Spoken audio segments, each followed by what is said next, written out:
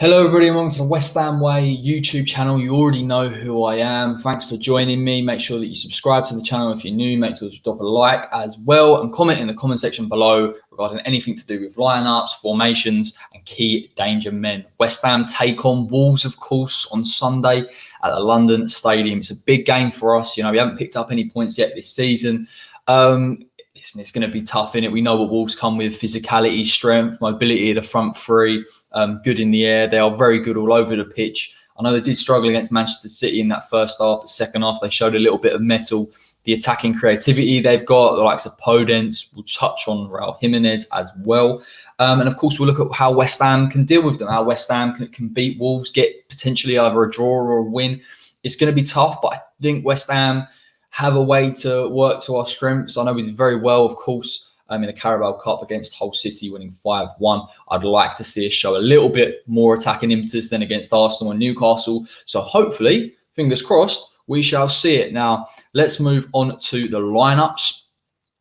Rui Patricio in goal for Wolves is an absolute no-brainer, of course. The man has been in place now for nearly 2 seasons. Fantastic shot stopper, a leader at the back. He's a regular occurrence for Wolves' starting lineup. Then we move to the left wing-back position. I think Wolves will employ the 3-4-3, very similar to West Ham. Ruben VINAGRE had come in against Manchester City after Marcel, the new signing from Lyon, got injured very early on. He offers a lot of pace. He's very, very good. He's good for the system, good defensively. Again, the thing is with Wolves, less so with West Ham's, they've got players that fit the system, and that's why they're so effective at what they do. I'll be interested to see, particularly him coming up against our right-hand side, whether Jarrod Bowen can push up against him, put pressure on him, how Fredericks will deal with him, trying to prevent him from coming in behind. And obviously the likes of Pedro, Neto supporting him as well, that he'll look to find and maybe potentially double up on a back three for West Ham. Now we're going to look to the right wing-back position. Nelson Semedo, having spoken today from Talking Wolves, in all likelihood, he will start as a right wing-back instead of Adama. But of course, I will cover Adama because he will be a threat against West Ham. Semedo's got a lot of pace against him. I've got to be completely honest. The only thing I've seen of him is that infamous game against Bayern Munich in the Champions League, where he massively struggled. He was torn apart, I believe, by Gnabry. So yeah, I wouldn't read too much into it. I think the difference between him and Adama is he is a natural defender. He has got pace as well. I expect both VINAGRE and Semedo to push on a little bit more than they did against Manchester City. Adama Traore, for example, albeit, you know, very good at getting at the fullback, particularly in that first half, sat quite deep, and against teams that look to push against them, Wolves are going to need to sort of break that press and get those two moving forward. Romain SAISS, listen, he's had a little bit of a mixed bag in terms of form. Obviously against Sheffield United, he scored that great header and he got forward quite a lot, which was interesting for me to see. Wolves normally sit deep and allow the attacking three and the wing backs to push on, but he did so anyway.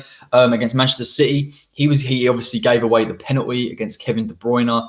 He looked a little bit out of place in terms of anyone attacking him with a little bit of pace in behind. Interestingly enough, he seemed to push a little bit higher, and that seems to be a tactic from Nuno at the moment, where two of the centre-backs, in particularly BOLY and Romain SAISS, will push forward, and that will leave an opportunity for them to be exposed if they try and push against West Ham. And it is something that we need to target, in particular with the likes of Jarrod Bowen and Antonio, who can get in behind. But again, very, very good in the air. I suppose from set pieces where West Ham tend to thrive, he's going to be an issue in terms of his defensive ability. COADY, in my opinion, is one of the most underrated centre-backs in the league. I've watched a few clips of him, and initially I wasn't massively convinced. I haven't seen too much of him this season, but particularly last season, his distribution is very, very good. He'll look to find the wing backs and the wingers for Wolves. Defensively, obviously, he's very sound, but he can get picked apart. He isn't the biggest lad, and I think West Ham will look maybe to either put Antonio or potentially Sebastian Haller on him and cause him a few issues. This guy, however, albeit not massively creative or very good in terms of his distribution, but BOLY is magnificent in the air. I think there's a stat saying that, you know, Wolves, every time he plays in their starting 11, they tend to win, or that it's very difficult for them to lose. He's a leader as well, and again, I'm looking at it from the point of view of, if we try and play into the box, try and work aerially. How much success is Sebastian Haller going to get against him? You're looking at probably 2 of the best in the air in the league. So it will be a duel to keep an eye out for. But I do rate him as a player. Again, it's the pace element of it, particularly against Manchester City. Wolves, with that back 3, albeit are very solid and very organised. If you can break past the wing-backs and you can attack with the front 3, as West Ham will do, you can begin to tear them apart. But of course, it is about beating the pressure. Now, I personally, as a football fan, really rate these next 2 midfielders. JOAO MOUTINHO, obviously a real pedigree about him, a great passing range, dictates the play. What you'll notice about both him and Neves is they don't play side to side as much as people may anticipate. In fact, they look to play into Jimenez very early. They can break that midfield. This is why I believe West Ham's, that battle in midfield of Rice and Souček against JOAO MOUTINHO and Ruben Neves is so crucial because of their distribution, the ability to bring in Jimenez and obviously the ability to bring in either Neto or Podence. And essentially they're a natural foil as well, for that back 3. And they're not the best defensively. So I believe if West Ham can push up against them, can make it a very physical game, we can disrupt a lot of Wolves' tempo and take a lot of their key assets out. Again, the same goes for Ruben Neves. I'd expect to see him in a little bit more of an advanced position than JOAO MOUTINHO. But again, Neves has got a fantastic passing range on him, great vision, dictates the play very well. And of course, he's got that natural long shot on him and free kick ability, which makes it very difficult. As I've said, Wolves are a very balanced squad. They've got a lot of talented players in there. And these 2, they can sit deep if they need to. That is part of Wolves' play, but they can push high. And obviously, they have got the technical ability to find the forward men. So this is why I think the battle will be won and lost there. Pedro Neto, again, a very quick player. We'll speak about Wolves' front 3. There's a lot of fluidity in terms of their positioning. You'll see Jimenez drop deep. He can come to the right-hand side. Neto and Podence can switch over wings. It makes it very difficult for the back 3, particularly West Ham's, to pick those up and to be concentrated at all times. So again, this is why I think the likes of Rice and Souček need to be aware. They need to ultimately support the wing-backs. West Ham's ability to create chances is going to come from Ryan Fredericks and Arthur MASUAKU, and therefore if they push on too high, and as we've seen particularly with Fredericks, if he pushes too high and he isn't disciplined enough to get back, Pedro Neto has the pace and the ability, as well as the crossing ability that is massively underrated in this Wolves side. You see a lot of Wolves' goals do come from that kind of that crossfield ball and the quality of delivery, and obviously Pedro Neto and Daniel Podence, who I will discuss next, have that in their locker. So again, West Ham have to be switched on from that perspective. Raul Jimenez, for me, is not in terms of pace, because I think pace is the only thing that he lacks, but certainly he's a very, very complete striker, possibly one of the most complete in the league. In this Wolves system, he can drop deep and he can link up play with the midfielders, and he can look to find either Podence or Neto. Equally, obviously, he's comfortable in a front 3. He can latch onto the end of balls. He's very good in the air, as we saw against Manchester City. He can pull back from defenders and drift off them. His positioning is very good. His shot accuracy is fantastic. This is why he's got 17 goals last season, and he really is pivotal for Wolves' attacking threat. And we're going to see a lot of him, and it's going to be interesting to see how West Ham deal with him. Do you sit off him, allow him to come deep, or do you double up on him? Do you make it difficult for him to move in behind and obviously nullify his threat? And either way, even if he's not an attacking threat, he is going to pull West Ham's defenders and midfielders out of position. So again, we're going to have to keep an eye on him. I'll be interested to see how David Moyes is going to resolve that. And Daniel Podence, coming from Olympiacos, he's a very small man, but ultimately he's very, very good at dribbling, unpredictable, can switch on both wings, got a good delivery, as we saw against Manchester City, nutmeg Kevin De Bruyne, so he has got skill in his locker. As well, what we've seen, particularly when Jimenez drops deep, Podence seems to be that trigger to move in behind the defence, and he's got that natural pace to beat defenders when they begin to push up. So again, there is that kind of conflict with West Ham, whether they put pressure on Wolves and pin back their wing-backs, or do they sit deep to combat this? The only negative I have about Podence is his finishing ability. Against Manchester City, he got in behind a number of times, but he just didn't have that clinical edge. And I feel like the problem is with Podence is when he does get that bang on, he's going to start scoring a few goals and he is going to start being noticed a little bit more. But as a creator, he's fantastic. And he just gives another angle to Wolves' offensive play. So, they're going to probably line up with a 3-4-3. Adama could play on that right wing-back position if Semedo's not ready. Of course, I'm going to cover Adama Traore. You cannot forget that bloke, an absolute beast of a man. And his improvement over the past season shows that he can be effective in the attacking third as well. On to West Ham. Obviously, we're going to line up with Fabi in goal. Nothing massively to report with Fabianski. I mean, he's, you know, I mean, the Newcastle game, I think there were a few critics regarding that Wilson finish. You could look at it either way. I just think maybe he got in front of him, and it is difficult to save those ones, I guess, and he's got a higher boot as well. But, you know, Fabianski is solid. I'm hoping we don't see too many mistakes from him this season because, you know, Fabianski has been massively consistent since he come to the club. But obviously over these past few months since his injury, his form seems to have dipped slightly for me. And obviously this is the formation I would like to see West Ham play. Arthur has to start in that left wing back position. I thought he was one of our best players against Arsenal.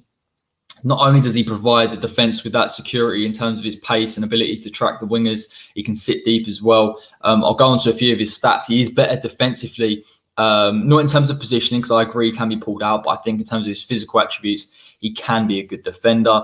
But of course, it's his attacking threat, his ability in terms of his delivery from crosses into Sebastian Haller, to overlap on defences as well and cause them more issues. He's vital really in terms of our creativity. You know, we lack a real creative position in this West Ham side, particularly with a 3-4-3. There isn't a natural number 10. So I'd like to see Arthur play here. I do believe he can offer a lot defensively. I do believe if we play Sebastian Haller, he's got the quality of delivery to find him. Now, I don't agree with this, but I think, no, I thought it was Cresswell.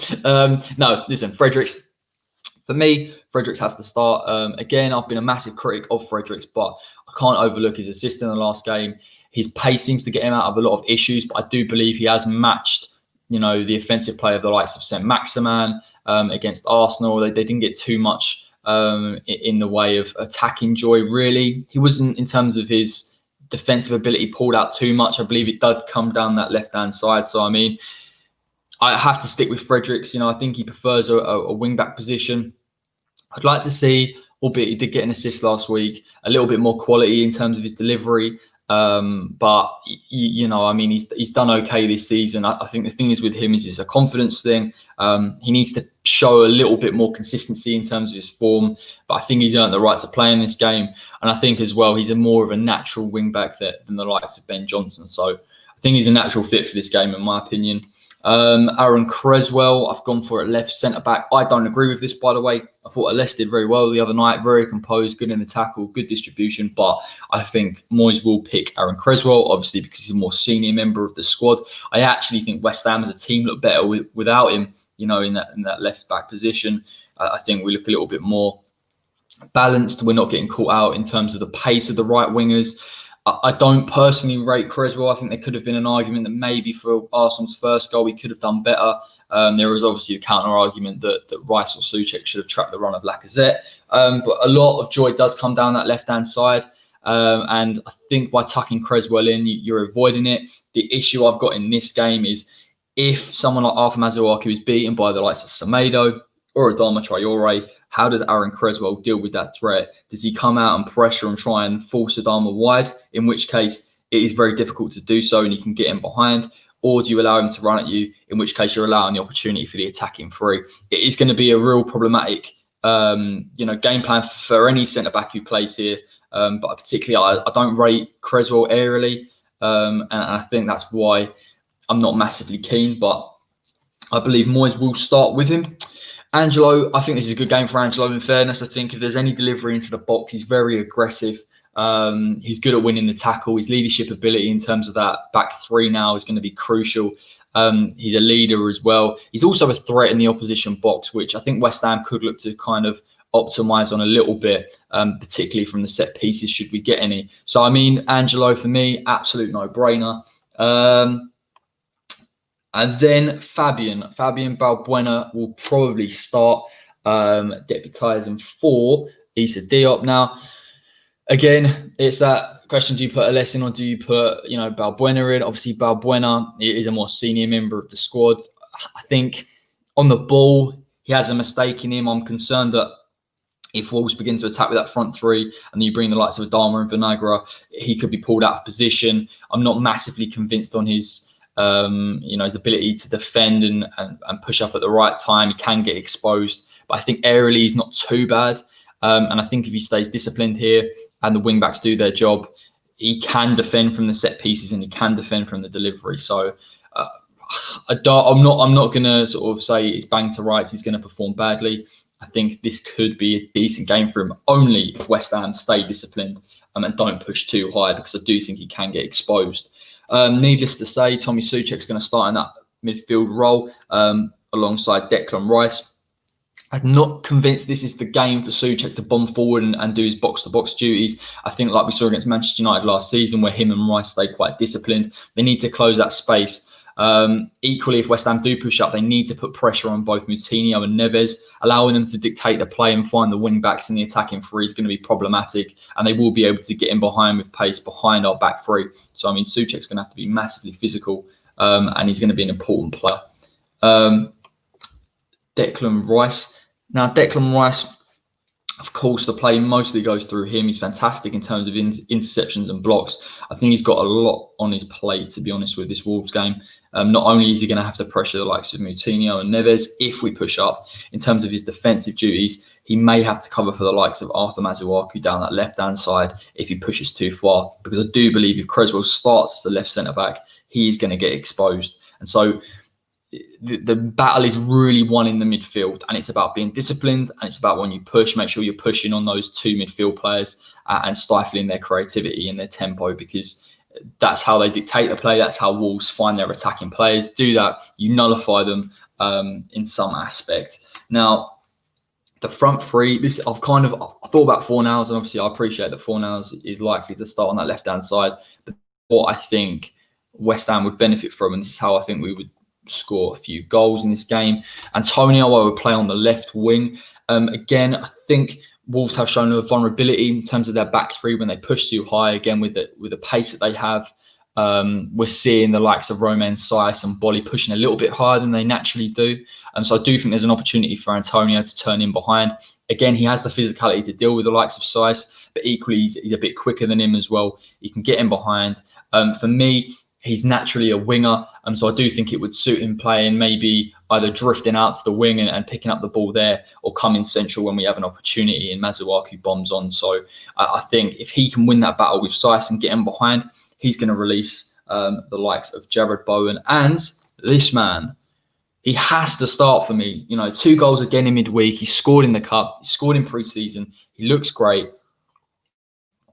He has to play in a central position. And I personally think that in this system, with the way West Ham need to play and the opportunities that they will get against Wolves, he's the man to take full advantage of them. Again, you've got the likes of Arthur pushing on, who will find him with good delivery, and we saw that in the cup competition previously. But equally, I think if you've got the likes of Antonio and Bowen getting in behind and playing a little bit more narrow in that front three, if needs be, and allowing the wing-backs to create the width, I think Allaire will be found on multiple occasions. I think you will give him chances. And I do believe, albeit in some instances he does miss his chances, I think he can prove a positive player, and I think he can take him. I think he's good in the air. He can battle against those 3 centre-backs that are good aerially.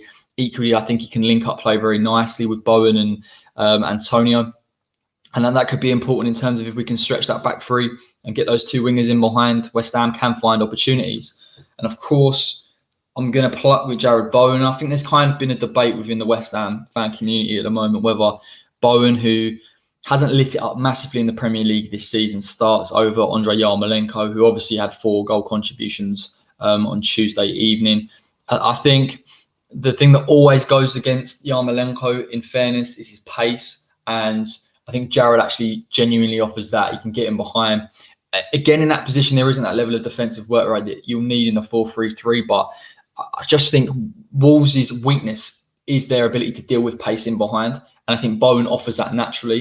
And I think even if Bowen isn't massively effective in terms of his delivery or whether he scores a goal or not, I think if we stretch that back three, we can create opportunities. So again, I think just in this system, just against Wolves, it's important that we do that. So that's how I would see West Ham lining up. Again, in a 3-4-3, we'll match Wolves equally, not in terms of quality, but definitely in terms of the system. And I do think that that's the chance for us to create and to be defensively solid that we need to be. But again, you know, if the game gets stretched, if West Ham push too far, if Wolves push too far, there are opportunities for both teams to get in behind. So I wouldn't be surprised if during the latter stages of the game, it becomes a little bit more open. But certainly I can imagine it being quite tentative early doors. Now, the key men for this game, needless to say, it will be the wing-backs for West Ham. These are the key stats for Ryan Fredericks last season. Interestingly, he won the second most amount of tackles at West Ham, which you wouldn't think. You'd have to put that down to his pace. 33 dribblers tackled. I mean, that is impressive in fairness to him. He dealt well with Saint-Maximin. I think he actually deals better with players that, you know, are more direct, because it becomes more of that physical battle, whether you can keep up with them. It's against those that are unpredictable. It's against teams that can create overloads like Wolves that make it very difficult for Ryan Fredericks to be a competent defender. But I do think in a wing-back position, it kind of relinquishes a little bit of those defensive duties, and we can start to see him push on and use that pace naturally to get in behind the opposition defences. Again, 727 ball carries is quite impressive. West Ham didn't really get forward last season, particularly from the wing positions, as much as we liked. I'm actually quite surprised that Fredericks has been able to chalk up that many ball carries. Again, that shows potential in that area. Defensively, you could argue that it hasn't been massively impressive. 42 blocks and 20 interceptions isn't great from a position that you'd expect someone to be stopping the delivery into the box, and that has been a weak area. But as a wing back, it will come down to the likes of either Angelo, OGBONNA or Balbuena to push on that side and ultimately create those blocks and those interceptions. So I think it's good for West Ham, this system. I think it benefits our strengths. It minimises those weaknesses of ours. And like you can see, Fredericks does like to get forward. And I want to see him be a little bit more effective in behind. I think even though he did get that assist against Arsenal, I don't think we see him try and press the width enough. Sometimes he doesn't really take players on and use his pace. Again, that could be down to his natural dribbling ability. But I think on the counter, there's no doubt that he's dangerous if there is space in behind. The other man, of course, is Arthur MASUAKU. Interestingly enough, you know, defensively, you know, in terms of his amount of blocks that he's made and the tackles, given the lack of appearances that he's had in comparison to Ryan Fredericks, he has actually done pretty well. I think we do remember him coming in at the beginning of last season. He was improving in form. His defensive ability seemed a little bit more robust. Again, I don't believe he's a natural defender. So, I mean, as a left back, I don't believe it works. I think as a wing back, you see him become a lot more effective. He has a security behind him, 31 successful dribbles in a limited amount of appearances in a West Ham team that for half the season were massively under the cosh is impressive. I think his delivery is crucial to West Ham. You know, even with the 21 crosses you see there, we didn't really get that from CRESSWELL, and he had the most attacking third touches last season. So I think whilst CRESSWELL looks to push on, he doesn't have that ability to support the strikers and support the wingers in terms of getting the balls in the box and creating chances. I think Arthur does. I think the big issue here is, can he beat the likes of Nelson Semedo? He's going to have to, as much as he would like to get forward, he has to nullify that threat if Wolves start to use their wing-backs to create overloads, particularly against the likes of CRESSWELL, who's going to be sitting in behind him. So this will be a test for MASUAKU. We're going to need him in terms of the offensive attributes, but defensively, he's going to have to look after CRESSWELL a little bit and use his pace, the threat of Nelson. So you could see a battle of the sprinters down that left-hand side. Now, I've done key stats on him. I'm not saying he'll play, but in all likelihood, this bloke will turn up in the second half. He's very, very inconsistent, Adama Traore, but he has developed that level of consistency over the last season. 4 goals and 9 assists is impressive from a player who essentially struggled at Aston Villa and Middlesbrough, but he's obviously come into the side. He's begun to develop a lot more efficient crossing in his game. His decision-making has improved. Even against Mendy the other night, you know, he had him on toast, and he's had him on toast for a number of seasons now. You can't overlook the physicality that makes the battle difficult, but I do think his dribbling ability is genuine. You see 156 successful dribbling shows that. The crosses as well that he's added into his game, that partnership with Raul Jimenez. Against Manchester City, you saw him in a wing-back role. I don't think it suits him. I think obviously his physicality and his pace, he's a functional wing-back, but again, success in terms of crossing, and because of his dribbling, you look to play him a little bit further up the pitch. And against Sheffield United, he was exploiting them at the back when they only had 2, and he had him on toast. And obviously there's a fluidity in that front 3, and I think that would actually suit Adama Traore as a neutral. As a West Ham fan, I hope he stays as far back, you know, from our back three as possible, because I think he can split them. I think if Cresswell goes to press him, if he beats Masuaku, or he comes on in the place of Podence, trying to manage this bloke is near on impossible, particularly in the latter stage of the game, which is why David Moyes needs to make effective substitutions late on, because if the team's tired and this guy comes on, he's very, very difficult to combat. And even, I mean, 1,252 ball carries for a guy that, although he's had a few appearances, only sometimes tends to come on in the last 20, 25 minutes of games. So it shows you how effective he is. The worrying thing for me is if this bloke improves anymore and develops more consistency, how many goals and assists he could chalk up. And of course, I couldn't finish any preview without mentioning this bloke. 38 appearances, 17 goals, the top goal scorer for Wolves last season, 6 assists. Brilliant. I mean, I think he's overlooked a little bit as a finisher. You know, yes, he chalks up goals, but I mean, his work rate, he doesn't tend to stick as a centre forward, albeit he has that stature. He can come deep, he can collect it off Moutinho and Neves, and he'll allow Neto and Podence to move in behind, all the likes of Adama Traore. But again, his work rate means that although he can drop deep, he can push into that box in order to take the chances that he has. We saw against Manchester City a fantastic header. Against Sheffield United as well, his positioning when Wolves are on the attack to peel off a defender and find space. Again, this is why I think the likes of Souček and Rice need to nullify him in order to stop him from coming deep, in order for him stopping to peeling off defenders when they're on the attack, because he will find space and his finishing is top draw. So he is going to test our goal at some point. How he does it, I'm not massively sure, but he's a fantastic finisher. He's going to be a real threat. 3.17 shots per 90. Again, the attacking play really comes through him, and any chance the Wolves have to find him, that they will. The delivery naturally is very good from Neto, from Adama Traore, from Podence. He's the main focal point. You know, when he's in that box, he's very good when he's getting onto the end of crosses and finding that space. So I'm not surprised by those stats. 263 attacking third pressures. Again, in terms of a Wolves team, the attacking three are looked on in terms of having a high work rate and pushing the defence. I think West Ham, if Wolves want to, they can use that sort of front three to push us back a little bit. And again, West Ham are going to have to try and beat that press. And I think once you've beaten that press, you can find a bit of space in behind, because their midfield is very limited in terms of numbers. But it's very difficult. West Ham, albeit will maybe try and look to play into the wings early doors from the back, it's going to be hard. The pressure's going to be on, and West Ham are going to have to show a little bit of mettle in dealing with it. It could be a very tentative game. It could be difficult to build any tempo. So I'll be looking for West Ham to kind of keep possession, you know, beat the press, and if we can do that, use the pace to get in behind and take our chances, because that's what we're going to have to do against Wolves, where, you know, aerially they're very good and defensively they're very organised. So we're going to have to really, you know, work hard in order to create chances and ultimately to take them. But yeah, look, even the dribbles, you know, he's a very, very good player. He's an all-round player, and he's going to be a huge threat on Sunday.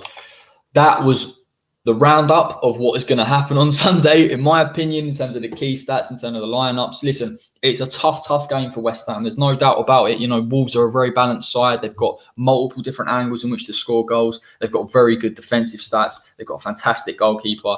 It is difficult, but it's not impossible. Again, Rice and Souček are going to be crucial, protecting the wing-backs when they push on, protecting the centre-backs in terms of any central play. My biggest concern for this game is that if Wolves look to change it very late on, bring on Adama Traore, take a different look, add a bit of energy, and West Ham don't react to that quickly enough and bring on players to hit them on the counter, I'd be looking to maybe introduce the likes of Anderson late on because of his pace, and we're going to have the faith that he can take players on, because that has to be the game plan. You know, Wolves look weak when teams can get at them. You know, when you can break their press and you can get into their midfield and you can get into their final third, if you've got the ability to run in behind and create space, you cause them all sorts of issues. And that's why I'll be looking for Sebastian Haller to start this game, because I think if Antonio and Bowen can get in behind them, I do believe they can, the likes of ROMAIN, SAISS and BOLY, Sebastian Haller naturally has good positioning in that box. And if we can create chances for him, that's how we're going to win the game. You've also got to look at the wing backs. against Arsenal, a lot of our, chance creation come down that left-hand side, and obviously Fredericks on that right-hand side. But they're going to have to really push on. West Ham can create an overload against Wolves. It will be very, very difficult. Even the likes of Manchester City struggle against it. But it is about using pace. It's about using mobility. And it's about being disciplined at the back. It's not an easy game at all. West Ham will have to be disciplined. They'll have to stick to the game plan. But again, Moyes has to use, or Alan Irvine or whoever, have to use substitutions regularly in that second half, because I can see Wolves trying to switch the game. And their pace is crucial to the way they play. And, if they can create any, space in behind, and Jimenez gets a little bit of space in the box, in all likelihood he's going to score. So, I mean, it's going to be a tough game. I wouldn't say I'm looking forward to it, but I think West Ham in this system suit push on, particularly after that performance against Arsenal, a little bit more switched on in those last 10. And if we can get a draw against Wolves, in my opinion, that's a great result. A win would be a massive shock to me. But yeah, we shall see. So thanks everyone for joining me today. If you've got this far, and it is very far, make sure that if you're new, subscribe, drop a like, drop a comment. Do you agree with me? How tough do you think this game is going to be? But until next time, until Sunday, the watch along, me and Dan will be back from 6:30, so you can join us then. And we will do a little phone in after as well. So if you want to talk about the game, you're more than welcome. But until next time, take care.